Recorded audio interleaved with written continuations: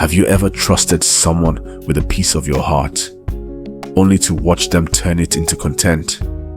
If you've ever been hurt by someone you loved, or forgiven someone you didn't think you could, this story is for you. Before we begin, please like this video, subscribe for more London love stories, and tell me in the comments, can real forgiveness survive a public betrayal? Kunle liked to say he had two majors: law by day, likes by night. In class, he spoke about privacy and consent. On TikTok, he filmed pranks and dance trends and late-night jokes that made people forget their own worries for 60 seconds at a time. He wore a clean fade, a wide smile, and confidence like a jacket he never took off. Brands sent him hoodies. Strangers called out his name on the central line. His notifications were constant rain. Maria did not live in that kind of weather. She was quiet in crowds and careful in conversations. She came from Kampala to study public health, the child of a nurse who worked double shifts and a father who fixed everything that broke. Maria loved libraries and long walks by the Lea River. She wore her hair in small twists and saved her coins in a jar labeled home. If you asked her how she felt, she would pause first, because words matter. They met by accident on a Friday night when Shoreditch lights were loud and the pavements were wet from a fresh rain. Friends had dragged Maria to a birthday party on Old Street. "Please," they begged, "one night out won't kill you." The bar was full of music and warm air. Kunle arrived with a small wave around him, the way certain people enter and the room decides to notice. "Yo bro," someone shouted, "Kunle's here." There were phones already in hands. There were laughs like confetti. Kunle nodded in the way of someone used to being seen, but his eyes landed on the one face that wasn't watching him. Maria, standing by a brick pillar, holding a lime soda like it might run away. He walked over. "You look like you're thinking about calling an Uber," he said. She smiled a little. "How did you know?" "I have special gifts," he said. "Also, your whole body is saying, 'Get me out of here.'" She laughed then, and it was real. They talked where the music bent softer by the doorway, and Maria learned he was studying law and making TikToks, and Kunle learned she collected second-hand books and loved the word kind. When he asked if she wanted to dance, she shook her head. "I don't mind watching," she said. So he danced small for her, just enough to make her laugh again. They left before midnight, because the night had already done its job. On the pavement, he asked if she'd eaten. They shared jollof from a Nigerian takeaway and told life stories between spoonfuls. He didn't ask for her number. He asked for her time. Saturday afternoon. Coffee, no cameras. Promise? Maria said yes. They built something gentle. Coffee in Bethnal Green. Study sessions at Senate House. Walks through Victoria Park, where geese strutted like they owned London. Kunle kept his phone in his pocket when they were together. He told her she made the noise quiet. He showed her a side of himself that didn't perform for anyone. He listened. She teased. He told her he slept badly when videos flopped. She told him she slept badly when the world felt too loud. In small ways, they took care of each other. One night, a month later, they ended up at his flat after a late film. The air smelled like laundry and warm speakers. There was laughter that faded into stillness, and a kiss that started soft and then decided to stay. They moved with the care of people who know that closeness is a language. Kunle lifted his phone from the nightstand and asked, half whisper, half breath. A little clip, just for us. A private memory. Swear down. Not for posting. Maria hesitated. Her life had always been her own. But the way he spoke to her, the way he touched her face like it was a promise, made fear feel far away. Private, she repeated. Only us. He nodded, locked the phone and slid it face down. The next morning, they cooked breakfast. Badly. Eggs fought back. Plantain burned and still tasted good. Maria washed plates and said, "Don't make me content." He laughed and said, "Never." They grew into each other. Maria learned Kunle's real laugh, the low one he kept for quiet rooms. Kunle learned that Maria texted paragraphs when she couldn't say something out loud. He posted fewer party clips and more work about the law. Cases about privacy, stories about consent, playful skits that taught while they entertained. People called it growth. Maria called it him. But fame isn't a person you can manage. It's a crowd with 1,000 hands. The leak happened on a Tuesday that carried itself like any other day. Maria was in a seminar when her phone began to tremble in her bag like a trapped bird. 3 calls, 4, 10. She stepped into the corridor and opened a message from a course mate. "Is this you?" There was a link. She didn't click it at first. Her hands shook. She clicked. The clip was short, grainy, filmed in warm lamplight. Her face turned away, but her voice, soft and breathy, was unmistakable to anyone who knew her. Kunle appeared for a second. The caption on some reposts used laughing emojis. On others, harsh words. It had already spread. The view numbers ran like water. Her body filled with heat and cold at the same time. Her breath came thin. She put her phone against her chest as if it could steady her heart. In the bathroom, she stood in front of the mirror and watched herself break without making a sound. Kunle's phone lit up too, a siren of notifications. At first he thought it was a brand post, performing well. Then he saw the messages. "Bro, what have you done? Delete it now. She's gonna sue you. This is foul." His stomach dropped through the floor. He opened the link. The world tilted. He remembered the night. He remembered the promise. He remembered the lock on the phone and the way he placed it face down. He remembered backing up his camera roll to the cloud because storage kept warning him. He called Maria. She didn't answer. He called again and again until she did. "What did you do?" she asked. Her voice didn't rise. It fell. "I didn't. Maria, I swear to you, I didn't post it. I've been hacked." The words sounded cheap even to him, but the fear inside was real. He was sweating. "Please, believe me. I would never." She ended the call. By afternoon, the clip had a new life on Telegram channels and burner accounts that bloomed and died and bloomed again. Screenshots arrived like knives. Words people use when they don't see a person as a person floated under her face on anonymous threads. Maria left campus without telling anyone. She walked until streets stopped having names. She sat by the canal and watched grey water hold the cold. Her friends found her by sharing locations and panic.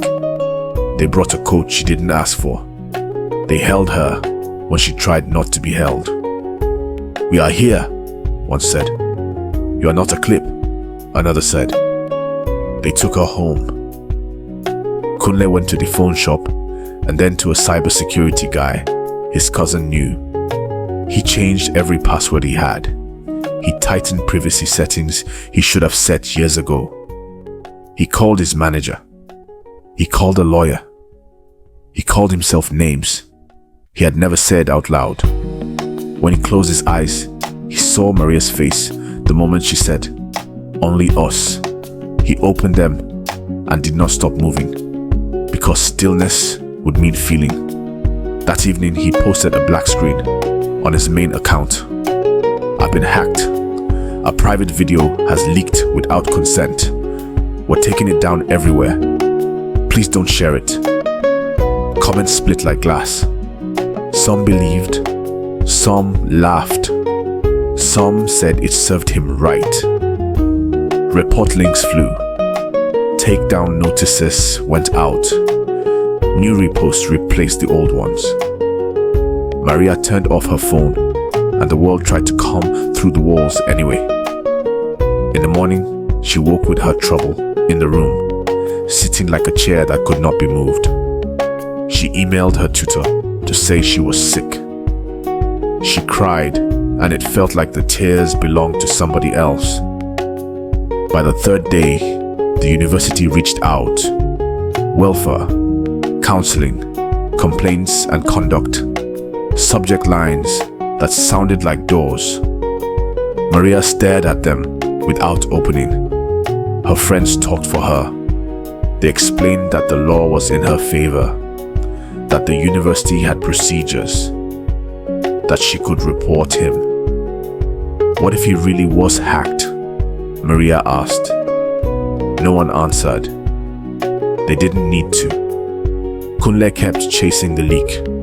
The cybersecurity guy found traces. A login from an IP address tied to a shared house in Seven Sisters. Then another two from devices he didn't recognize. His cloud storage showed odd behavior. "You reused an old password," the guy said. "You were a house with a key under the mat." Kunle hated himself in new ways. He asked for a meeting with Maria. She agreed to 5 minutes in a cafe near campus, where no one looked up. He arrived early and left his phone at home. When she sat across from him, he felt relief and grief sit beside each ear. "I failed you," he said before she spoke. "Even if I was hacked, I failed. I filmed us. I backed it up. I should never have asked. I should have protected you." Maria looked at his empty hands. "You made me trust you," she said softly. "I gave you something I'd never given anyone. Now strangers have it. The internet has it. Do you know how that feels?" "No," he said, "but I will be the person who spends the rest of the year making sure fewer strangers have it." He told her about the takedown requests, the lawyer, the cybersecurity work. He said he would pay for therapy. He said he would stand wherever she asked him to stand and be quiet. "I don't want your money," she said. "I know," he answered. They sat in silence while cops knocked quietly around them. She asked one question before she left. "If you could delete the night we filmed, would you?" Kunle thought of the warmth, the closeness, the way she had trusted him, the way he had felt seen without being watched. "I would delete the camera," he said, "not the night." Maria nodded, like she had expected that answer. "I need space," she said. Space became days turned into weeks. She returned to classes with a shadow next to her name. Some friends were loud in support. Some people were kind and awkward and looked away when they should have looked at her. A few were cruel in secret and sweet in person. She learned to ignore the shape of whispers. She learned to keep her phone on Do Not Disturb and her shoulders back. She joined a women's society that ran workshops on digital safety. She found language for what had happened. Image-based abuse, non-consensual sharing, harm without touch. Kunle posted less. When he did, it was different. He talked about consent like a person who had nearly broken it forever. He opened his comments to people sharing their own stories, and blocked others with a vengeance. He worked with a charity that helps victims of online abuse. He gave videos to lawyers to use in training. He lost followers. He gained some. He slept badly either way. The final takedown arrived 3 months after the first leak. Not gone from the earth, but buried enough that you had to want to find it. Maria breathed a little deeper. One afternoon, she received an email from the university. Disciplinary proceedings had concluded. There was no evidence Kunle had shared the video intentionally, but he was found responsible for reckless handling of intimate material. He was given a formal warning, required to complete training, and suspended from any student leadership posts for a year. He accepted the ruling without appeal. Maria closed the email and stared at the wall until the white felt like snow. That evening, a small box arrived at her door. Inside was a letter and a memory card snapped in half. The letter was written by hand. Maria, there is no version of this where I am the hero. I am the reason this could happen. I will spend a long time making it harder for this to happen to anyone else. If you want me to disappear, I will. If you want me to use my platforms to fight this, I will. If you want nothing, I will respect that too. I am sorry for every second I turned your life into noise. Kunle. She folded the letter. She did not cry. She made tea. She stood by the window and watched the bus pass with people inside who had their own stories pressing against their ribs. Spring came like a soft apology. Trees on campus wore small green ideas. Maria laughed again in the kind of way that surprises a mouth. She volunteered at the library. She passed her exams. She ate suya on a bench and let oil stain the paper. Some days were heavy and some days were light, and that felt like honesty. In June, she went to a student event on digital rights, where Kunle spoke on a panel with lawyers and survivors. He did not look for her, but he spoke as if she were listening. He said, cameras are not evil, but people can be careless. He said, consent is not a one-time thing, but a rope you hold together. He said, people with platforms must make the internet kinder, or log off and let others try. Afterward, Maria walked up to him. He froze and then folded his hands. Thank you for speaking, she said. Thank you for doing the boring work too. The forms, the calls, the takedowns. I'll keep doing them, he said. I know. She looked at the door like she already had somewhere to go. I can't be with you, she added. Even if it wasn't your hand that shared the clip, it was your hand that held the phone. That's a line I can't uncross. Kunle nodded. The truth did not want to be pretty. I understand, he said. I'll carry that line by myself. They stood there a moment that did not ask for anything more. She left first. He watched her go, without filming her with his eyes. Months later, Maria traveled back to Kampala for the summer. In the market, she walked with her mother, buying mangoes and laughing when a seller tried to overcharge. She told the story she had been saving: the love, the mistake, the leak, the slow repair of herself. Her mother held her hand and said, "You are more than what was taken."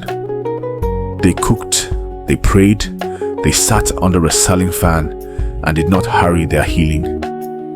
Kunle stayed in London and kept studying case law around privacy and evidence. He made fewer videos, but better ones. He learned to love quiet. There were nights he played music in his room and let it be enough. Once he began to film something just for himself, then put the phone down. He touched nothing he could not keep safe. A year after the leak, Maria received a link, not a clip, but an article.